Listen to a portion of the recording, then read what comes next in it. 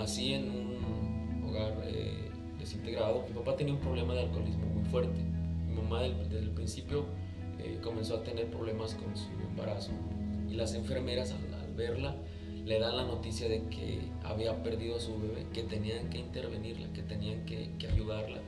Mi madre se pone obviamente muy triste, comienza a hablarle a Dios, aunque no le tenía en el corazón, comienza a hablarle a Dios y comienza a decirle: Dios, yo sé que tú existes, si tú permites que mi hijo nazca, yo te lo voy a dedicar a ti, tú haz con él lo que tú quieras, yo te lo ofrezco, yo te lo entrego, solo permite que mi hijo pueda nacer. Y Dios comenzó a obrar en el vientre de mi mamá, y mi mamá logra recuperarse. Cuando vuelve mi madre al hospital, ya era después de unos meses para dar a luz a mi vida. Mis padres se separaron, yo nunca conocí a mi papá, pero en el camino que agarró mi mamá, alguien le habló de Jesús. Ella recibe a Jesús en su corazón y comienza a asistir a una iglesia donde enseñaban la palabra de Dios.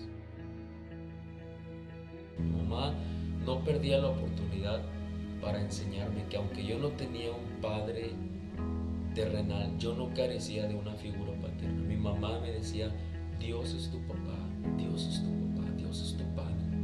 En las etapas que iba viviendo en mi vida, aún en la adolescencia, cuando batallaba muchísimo, lo que me enseñó mi madre acerca de que yo no estaba solo, que sí tenía un papá y que Dios siempre me iba a sacar adelante. Definitivamente entender la paternidad de Dios me hizo tener un sentido de pertenencia, que si los planes de un padre terrenal no me incluyeron, los planes de Dios Padre sí me incluían a mí. Todo eso me ayudó a salir adelante en situaciones muy difíciles.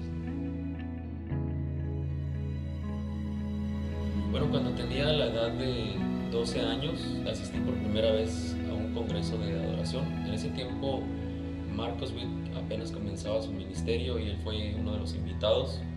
Y aparte, de estar escuchando todas las conferencias, era mi primera vez asistiendo a un congreso como este y no pude resistir el llamado de Dios. Y al finalizar, en un tiempo de cántico nuevo, yo entregué mi vida ahí. Yo le dije que no importaba que tuviera corta edad, que yo quería que usara mi vida, que le entregaba todo a él. Y llegué a mi ciudad ya con una mentalidad diferente, queriendo cumplir el plan eterno de Dios en mi vida. Bueno, cuando yo llego de ese congreso, no había en ese tiempo en la iglesia un grupo de alabanza. Entonces, varios de los muchachitos que fuimos al congreso estábamos con la inquietud de armar un grupo como el que habíamos visto en el congreso. Y el pastor nos ayudó, o sea, compró instrumentos usados, comenzó a ayudarnos. Nosotros estábamos emocionados, el pastor oraba por nosotros. Logramos armar un buen grupo de alabanza y pasaron 8 años en los que Dios nos había favorecido y todo iba muy bien. ¿Sabes? A la edad de 20 años, Dios me dio una vivencia que me hizo dar un escalón en mi fe. Un día mi mamá llegaba del trabajo, hizo una lista para que yo fuera al mercado, y cuando voy a mitad del camino me alcanza un muchachito como de unos 5 años menor que yo y me toca la espalda y me dice: ¿tú eres Abel? Le digo: sí, yo soy Abel. Me dice: yo también soy Abel y soy tu hermano. Y él se sonríe y yo me quedo pensando y me dice: es que tú y yo tenemos el mismo papá y no nos habíamos dado cuenta, pero tenemos una semana viviendo enfrente de tu casa. Y eso fue algo que me impactó tremendamente. Me di cuenta de que realmente Dios había cuidado de mí desde antes de que yo naciera, de que yo pertenecía a Él, de que sus planes me incluían a mí, de que su mano de favor siempre me había estado dirigiendo hasta ese momento. A la edad de 20 años yo le pido al pastor la oportunidad de una escuela para prepararme más, una escuela bíblica. Y cuando yo llego después de esa escuela bíblica, el pastor, en lugar de que yo continuara otra vez en el grupo de alabanza, el pastor me dice: no vas a hacer esto, no vas a hacer esto otro, no vas a hacer esto otro. Vas a trabajar tiempo completo en la iglesia, pero vas a hacer este trabajo que yo te voy a decir. El pastor me puso a hacer el aseo de la iglesia, ¿no? Y dijo: este va a ser tu trabajo. Eso me tomó por sorpresa, ¿no? Yo pensé que cuando llegara de la escuela el pastor me iba a poner a predicar con los jóvenes, o a predicar en la iglesia, o a dirigir la alabanza, o etcétera, etcétera. Y resulta que era mi trabajo el hacer el aseo de la iglesia. Y cuando yo un día estaba haciendo el aseo de la iglesia, pues el pastor pasaba de lejos y decía: ahí está la unción, a ver, Dios te va a bendecir, Dios te va a respaldar. Y yo pensaba, bueno, 3 meses estuve en esa escuela donde recibí de Dios, llego a mi congregación y mi trabajo es barrer. Y de seguro los compañeros que están en sus iglesias ahora, que estuvieron conmigo en esa escuela, han de estar haciendo algo importante en sus congregaciones, y yo soy el único que está haciendo este trabajo. Y el pastor pasaba de lejos y decía: Dios te va a respaldar, tú sigue echando las ganas, ahí está la unción, etc. Un día estábamos limpiando los inodoros y entra el pastor al baño y dice: Dios te va a dar la unción, Dios te va a respaldar.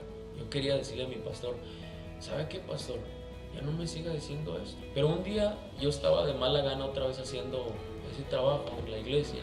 El pastor va donde yo estaba y me dice: si tú lo haces con una buena actitud, lo haces como si fuera el mejor trabajo de todos, Dios te va a respaldar y te va a dar las canciones que tú tanto has querido escribir para hacer de bendición a tu generación. Dios te va a usar. Solo haz esto con una buena actitud. Y de ahí Dios comenzó a sacar todas las canciones que formaron parte de la producción primera, que fue Jesús mi fiel amigo. O sea, todas esas canciones nacieron en el aseo de la iglesia. Y yo me di cuenta de que el llamado nace cuando tú eres acomedido a la necesidad. Simplemente ve la necesidad a tu alrededor. Si estás en la iglesia, ve en dónde hay necesidad y sea acomedido. Y ahí nace el llamado. Y cuando lo hagas, ¿sabes qué?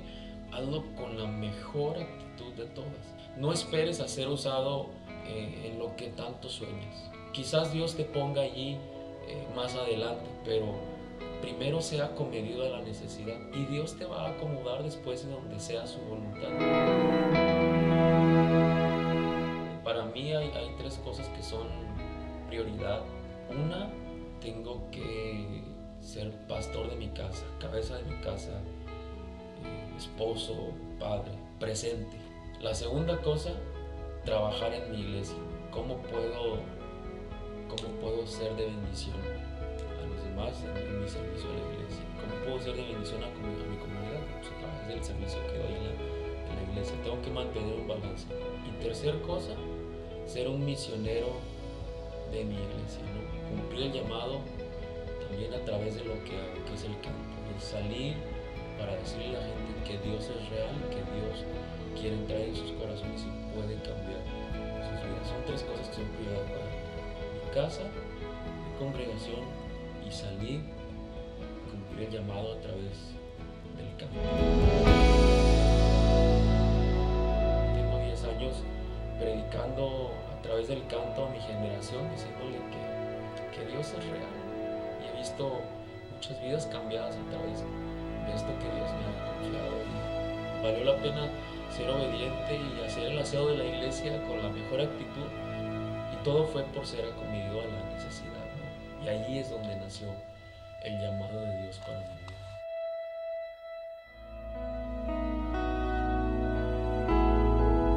Mi nombre es Abel Zavala y yo no soy de este mundo.